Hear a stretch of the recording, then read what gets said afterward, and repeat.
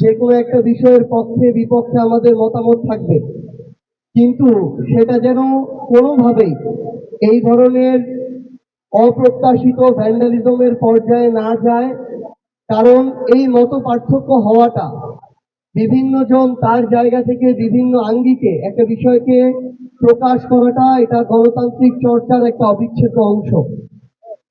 সেই অংশে যদি আমরা এইভাবে আক্রমণ করে সেটাকে বাধাগ্রস্ত করতে চাই, সেটা বরং ক্ষতিগ্রস্ত হয় না, বরং আরো শক্তিশালী হয়ে ওঠে।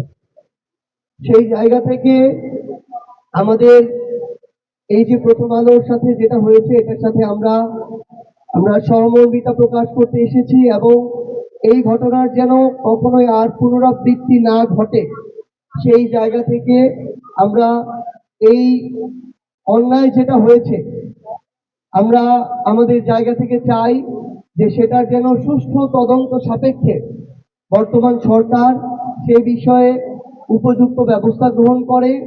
যারা প্রকৃতপক্ষে এটার সাথে সংশ্লিষ্ট এবং দোষী, তদন্ত সাপেক্ষে তাদের বিরুদ্ধে যেন উপযুক্ত যে ব্যবস্থা সেটা নেওয়া হয়। আবার এই জায়গায় যেন কেউ এটাকে রাজনৈতিক উদ্দেশ্য প্রণোদিত ভাবে ব্যবহার না করতে পারে, সেই বিষয়েও আমাদের সেটি আহ্বান থাকবে।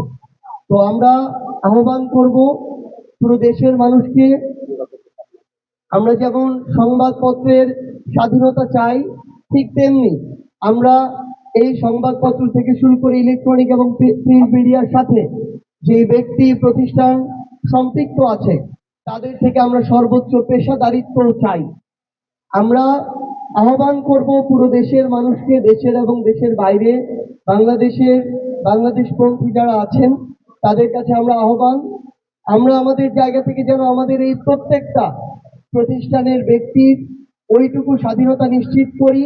দিন শেষে মানুষ ঠিক করবে যে কারা তাদের জায়গা থেকে সঠিক জায়গায় রয়েছে, কারা ভুল জায়গায় রয়েছে। কিন্তু এই ধরনের আক্রমণ কখনোই আমরা আমাদের জায়গা থেকে প্রত্যাশা করি না।